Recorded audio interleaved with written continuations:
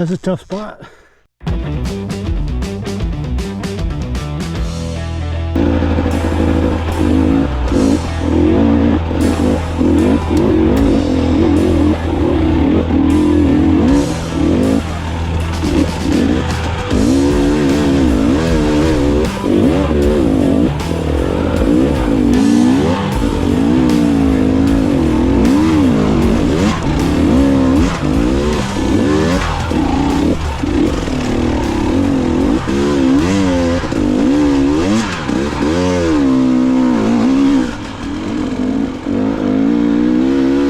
What's happening, everybody? Old Man Enduro here. I hope you're all doing well.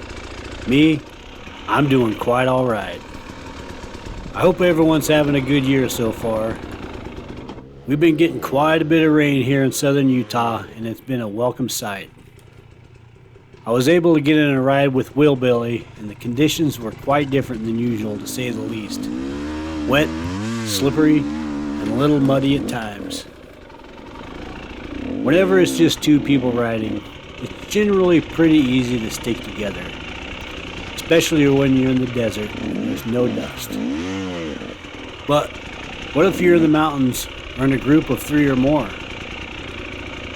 People can get spread out, and there can sometimes be a fairly large gap between the first and last rider. I'm curious if you have a specific protocol on rides about how to deal with this situation. Let me back up here a little bit. I got the idea for this topic from a Facebook page that I follow. A gentleman made a post about how great the Moto community is about making sure that everybody in the group is accounted for and that nobody was ever left behind. He's fairly new to Moto and comes from a mountain biking and snowboarding background. Apparently, he had been left behind or forgotten on more than one occasion. As he goes out with his younger son on most outings, he wasn't always up to pace with others in the group. Even though he made it clear before ever leaving for their outing that he might be a little slower than the rest of the group, everyone being well aware of the situation, he was still left behind with no regard for him and his son's well-being. And this is why he's so impressed with our community. It's never happened to him, not one single time, and I can't say I'm surprised. I've been on some fairly large group rides, and there's always some type of plan for keeping groups together and making sure everyone is always accounted for. Generally, it's as simple as waiting for the next rider at every junction. This seems to be the best way out here in the desert, because it's nice to have a little space between you and the next guy because of the dust. Knowing how many people you have in your group is important as well. The head count is imperative at every major stop. When we ride in smaller groups in the mountains, it's pretty much the same scenario. Although some of us carry radios as well to help out or to call for help if need be. Now, I'm not saying that there have been occasions where someone has gotten separated from our group. Sometimes it happens. But never, ever do we just go on and finish our ride until we've located that rider or riders. Never. There's just too much at stake and too many horrible things that could happen to those people to just go on about your business. I generally start getting worried about people if they haven't caught up with the group in 5 or 10 minutes. Did they go down? Fall off a cliff? Are they trapped under their bike? I'm not sure why, but it's always the worst case scenarios that start playing out in my head. If they haven't shown up in 10 minutes, I'm headed back down the trail to look for them. I'd like to know what you guys do to keep everyone in your group together and accounted for. Have you or someone else you know ever been left behind on a ride? Let me know in the comments.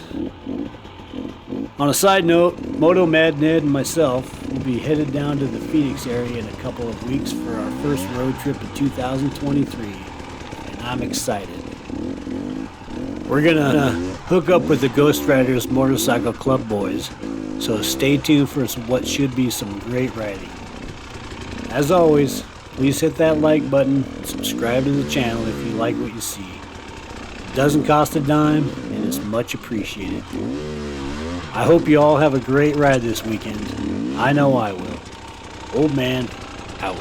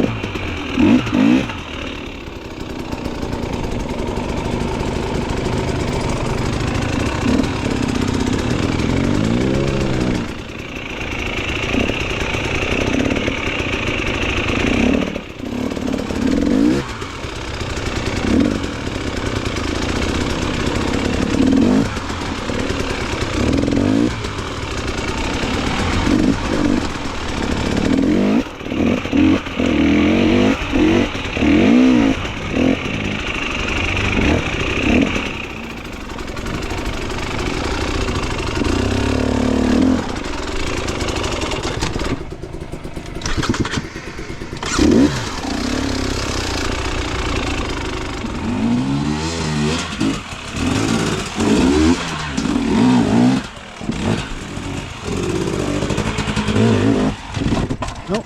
Yep, just like that. A little more gas. A little more. Womp, womp.